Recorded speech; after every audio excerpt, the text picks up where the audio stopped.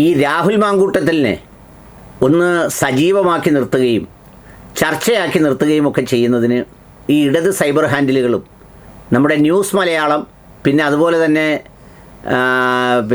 News Malayalam അതുപോലെ തന്നെ നമ്മുടെ കൈരളി ചാനൽ ഇതൊക്കെ വളരെ ശ്രദ്ധേയമായ പങ്കാണ് വഹിക്കുന്നത്. എതിർവശത്ത് അങ്ങനെ കുറേ ആളുകൾ ഉണ്ടാവുമ്പോഴാണ് മറുവശത്ത് രാഹുൽ മാങ്കൂട്ടത്തിലിൻ്റെ ഒരു കോൺഗ്രസ്സിനുള്ളിലെ സ്വീകാര്യത ഇങ്ങനെ ഉയർന്നുയർന്നു വരുന്നത്. അദ്ദേഹത്തിൻ്റെ പേരിൽ ആക്ഷേപവും ആരോപണവും ഉണ്ടായി. പാർട്ടിയുടെ പ്രാഥമിക അംഗത്വത്തിൽ നിന്ന് തന്നെ സസ്പെൻഡ് ചെയ്യപ്പെട്ട നിലയിലാണ്. പക്ഷേ അദ്ദേഹത്തിൻ്റെ പ്രസക്തി ഒട്ടും കുറയാത്തവണ്ണം ഇവർ പാകത്തിന് കാര്യങ്ങൾ കൊണ്ടിട്ട് കൊടുക്കും. ഇതിനിടയിൽ വളരെ പ്രമാദമായ ഒന്ന് രണ്ട് സംഭവങ്ങൾ ഉണ്ടാവുകയുണ്ടായി. ഒന്ന്, നമ്മുടെ ചലച്ചിത്ര അക്കാദമിയുടെ മുൻ ചെയർമാൻ രഞ്ജിത്തുമായി ബന്ധപ്പെട്ട് ആ സംഭവത്തെ തുടർന്ന് ഒരുപാട് കഥകളും ഉപകഥകളുമൊക്കെ വന്നു. സിനിമാ നടിയായിരുന്ന രേവതിയുടെയൊക്കെ പേര് അതിലേക്ക് വലിച്ചഴിക്കപ്പെടുന്ന ഒരു സ്ഥിതിവിശേഷമൊക്കെ ഉണ്ടായി. അതുപോലെ തന്നെ നമ്മുടെ PT കുഞ്ഞുമുഹമ്മദിൻ്റെ സംഭവം വന്നു. അവരൊരുപാട് പ്രസ്താവനകളിലൂടെയൊക്കെ അതിൻ്റെ സംഗതികളൊക്കെ പറഞ്ഞു. പക്ഷേ അതൊന്നും ഈ രാഹുൽ മാങ്കൂട്ടത്തിൽ പോലെ അങ്ങോട്ട് രുചികരമായ ഒരു വിഭവമായി വെച്ച് വിളമ്പാൻ നമ്മുടെ ന്യൂസ് മലയാളത്തിലെ പാചകക്കാർക്കൊന്നും വലിയ താല്പര്യമോ വലിയൊരാഗ്രഹമോ ഒന്നും കണ്ടില്ല. ഏതായാലും ഇപ്പോൾ ഏറ്റവും അവസാനം അവർ കത്തിച്ച് പുറത്തേക്ക് വിട്ട ഒരു സംഗതി രാഹുലിൻ്റെ വീഡിയോകളിലെ കൊറിയൻ ആഫ്രിക്കൻ കമൻറ്റുകളും ലൈക്കുകളുമാണ്. അതൊക്കെ ഒരു വാർത്തയാക്കി അങ്ങ് മാറ്റി ഒരു channel, Kairali channel, news Malayalam, പിന്നെ ഒരു യൂട്യൂബ് ചാനൽ, രണ്ട് പ്രധാനികൾ അവരുടെ ഒരു സംഗതിയൊക്കെയായി ഒരു കൊച്ചു കടയായി നടത്തുന്നു എന്ന് പറയാം. പക്ഷേ ഈ കൈരളി ചാനലൊക്കെ ഇനിയും അയാളുടെ പിന്നാലെ പോകുന്നു എന്ന് പറയുമ്പോൾ അത് അയാൾ എത്രമാത്രം തങ്ങളെ അസ്വസ്ഥമാക്കുന്നു എന്നുള്ളതുകൊണ്ടല്ലേ. അല്ലെങ്കിൽ പോലീസ് കേസെടുത്ത് ജയിലിൽ കിടന്ന് ജാമ്യത്തിൽ പുറത്തിറങ്ങി ഇപ്പോഴും വിചാരണ നടന്നുകൊണ്ടിരിക്കുന്ന, നിന്ന പാർട്ടിയിൽ നിന്നും പൂർണ്ണമായും പ്രാഥമിക അംഗത്വത്തിൽ നിന്ന് പോലും ഒഴിവാക്കപ്പെട്ട ഒരാളിന് ഇവരെ ഇത്രമേൽ അസ്വസ്ഥരാക്കുന്നത് എന്തിനാണ്? അദ്ദേഹത്തിൻ്റെ ഒരു പോസ്റ്റിൻ്റെ അടിയിൽ വരുന്ന ലൈക്കും കമൻറ്റും ഒക്കെ എണ്ണി നോക്കുക, അതിലേക്ക് പോയി നോക്കുക. നമ്മളാരും അങ്ങനെ ഇതെടുത്ത് വെച്ച് എല്ലാം ഒന്നും നോക്കാറില്ല. കുറേ ഫേക്ക് IDs ഒക്കെ വന്ന് ചിലപ്പോൾ കമൻറ്റും ലൈക്കും ഒക്കെ അടിക്കും. ഏതായാലും അങ്ങനെ ഒരു സംഗതി പുറത്തു വന്നു. അത് ഇന്നലെ രാഹുൽ മാങ്കൂട്ടത്തിൽ ഇതുപോലെ മറുപടി പറഞ്ഞു. അപ്പോഴേ തെരഞ്ഞെടുപ്പൊക്കെ കഴിഞ്ഞ് നമ്മളൊന്ന് ചില്ലായിട്ടിരിക്കുമ്പോഴാണ് CPM പുതിയൊരു നുണബോംബുമായിട്ട് വന്നത്. അതുകൂടി നിർവീര്യമാക്കിയിട്ട് അങ്ങ് പോകാമെന്ന് വിചാരിച്ചു. തെരഞ്ഞെടുപ്പ് കഴിഞ്ഞിട്ട് റിലാക്സ്ഡ് ആയിട്ടിരിക്കുമ്പോഴാണ് എൻ്റെ ചില സുഹൃത്തുക്കൾ CPMൻ്റെ കുറച്ച് സൈബർ കൃമികീടങ്ങൾ അവർ ഫേസ്ബുക്കിൽ വളരെ ഓർഗനൈസ്ഡ് ആയിട്ടുള്ള ഒരു പ്രചരണം നടത്തുന്നതായിട്ട് എൻ്റെ ശ്രദ്ധയിൽപ്പെടുത്തിയത്. എന്താ സംഭവം എന്ന് വെച്ച് കഴിഞ്ഞാൽ, തെരഞ്ഞെടുപ്പുമായിട്ട് ബന്ധപ്പെട്ട് നമ്മൾ ചെയ്ത വീഡിയോസ്, ആ വീഡിയോസിന് കിട്ടിയ മില്യൺ കണക്കിന് വ്യൂവർഷിപ്പും അതുപോലെ ലക്ഷക്കണക്കിന് റിയാക്ഷൻസും ഒക്കെ നമ്മൾ പൈസ കൊടുത്ത് വാങ്ങിയതാണ്. അത് തായ്ലൻഡിൽ നിന്നും ചൈനയിൽ നിന്നും ഒക്കെ വന്ന ലൈക്കുകളാണ്. നമുക്ക് അവിടെയും പിടിയുണ്ട് എന്നൊക്കെ പറഞ്ഞിട്ടാണ് റിയാക്ഷൻസ്. അവരുടെ ഒരുതരം മോങ്ങലാണ്. അതുകൊണ്ട് ഞാൻ ആദ്യം മൈൻഡാക്കാൻ ഉദ്ദേശിച്ചിട്ടില്ല.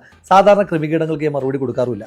അങ്ങനെ ഇരിക്കുമ്പോഴാണ് ഇന്നലെ വൈകുന്നേരം ഒരു 4 മണിക്ക് ശേഷം മലയാളത്തിലെ മുഖ്യധാര മാധ്യമ സ്ഥാപനങ്ങളുടെ എല്ലാം ഓൺലൈൻ പ്ലാറ്റ്ഫോമിൽ ഇത് വാർത്തയായിട്ട് വന്നു.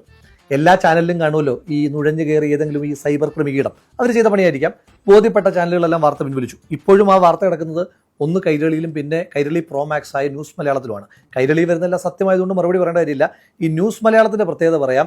ഇത്തരത്തിൽ കൃത്രിമമായിട്ട് വ്യൂവർഷിപ്പ് ഉണ്ട് ഈ യൂട്യൂബിൽ എന്നതിൻ്റെ പേരിൽ യൂട്യൂബ് 2 ദിവസം ബാൻ ചെയ്ത ചാനലാണ് ഈ മാധ്യമ സ്ഥാപനം. അപ്പോൾ അതുകൊണ്ട് അവർക്ക് ഇതിനെപ്പറ്റിയൊക്കെ പറയാൻ നല്ല യോഗ്യതയുണ്ട്. അതൊക്കെ പോട്ടെ.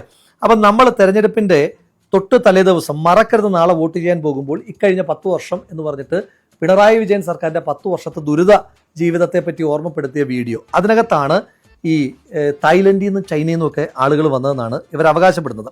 നമുക്കത് നോക്കാം.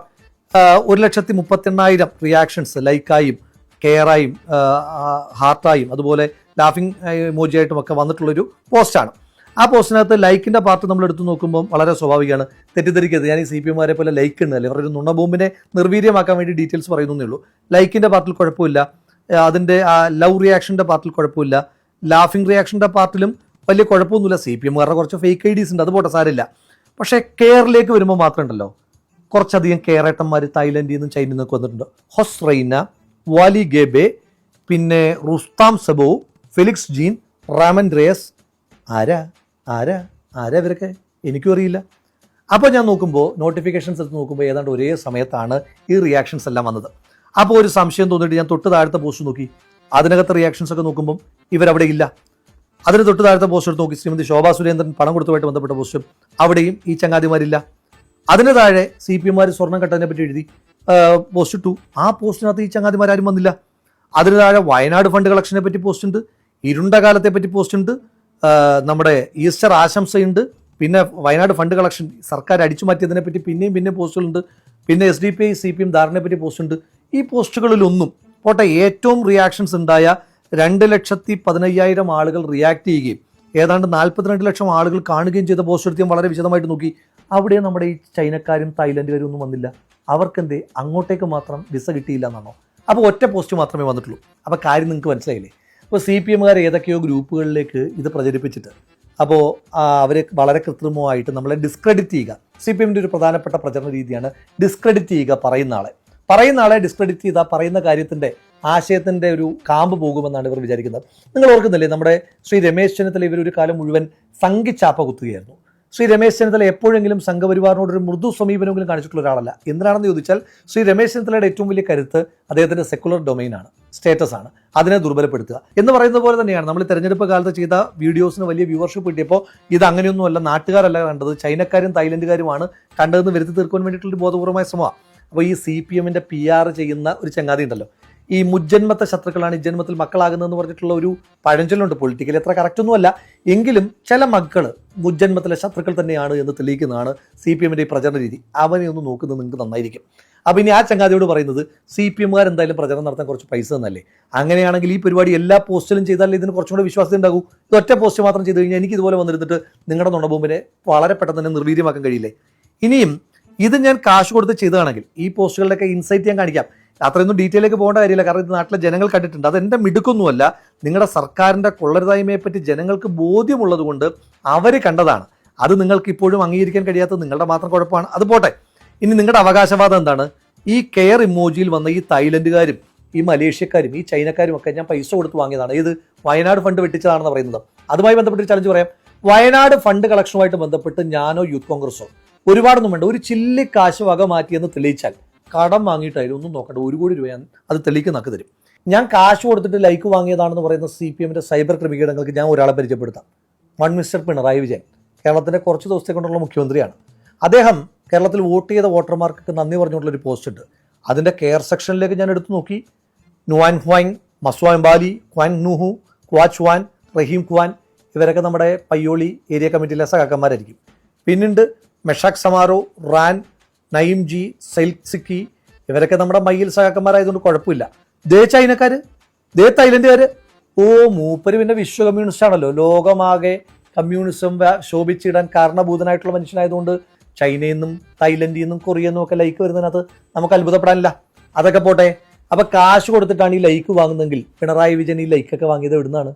വയനാട്ടിലെ പാവപ്പെട്ട മനുഷ്യന്മാരുടെ പൈസ വെട്ടിച്ചിട്ടുള്ള പണം, ആ പണം എടുത്തിട്ടല്ലേ ലൈക്ക് വാങ്ങിയത്? അതോ സാധാരണക്കാരായ മനുഷ്യന്മാരെ PR-ന്റെ പേരിൽ പറ്റിച്ചിട്ടുണ്ടാക്കിയ പൈസയോ? എന്തായാലും മറുപടി പറയേണ്ടി വരും. CPM-ൻ്റെ സൈബർ ക്രിമികീടങ്ങളെ വെല്ലുവിളിക്കുകയാണ്. ആർജവമുണ്ടെങ്കിൽ ഞാൻ ഇതുവരെ എഴുതിയ ഏതെങ്കിലും ഒരു പോസ്റ്റോ ഇതുവരെ ചെയ്ത ഏതെങ്കിലും ഒരു വീഡിയോയോ പെയ്ഡ് PR വർക്ക് നടത്തിയിട്ടുണ്ട് എന്ന് നിങ്ങൾ തെളിയിച്ച് കാണിക്കുക. അപ്പോൾ ഇനിയും നീ വരില്ലേ ഇതുവഴി കൊറിയയിൽ നിന്നുള്ള ഫേക്ക് ഐഡികളെ മേയിച്ചുകൊണ്ട്? എന്ന് പറയുമ്പോൾ അയാളുടെ പ്രസക്തി ഒട്ടും നഷ്ടപ്പെടാതിരിക്കാനുള്ള വളരെ മനോഹരമായ അവസരങ്ങളാണ് നിങ്ങൾ അയാൾക്ക് നൽകുന്നത്. അത് നന്നായി അയാൾ ഉപയോഗിക്കുകയും ചെയ്യുന്നു.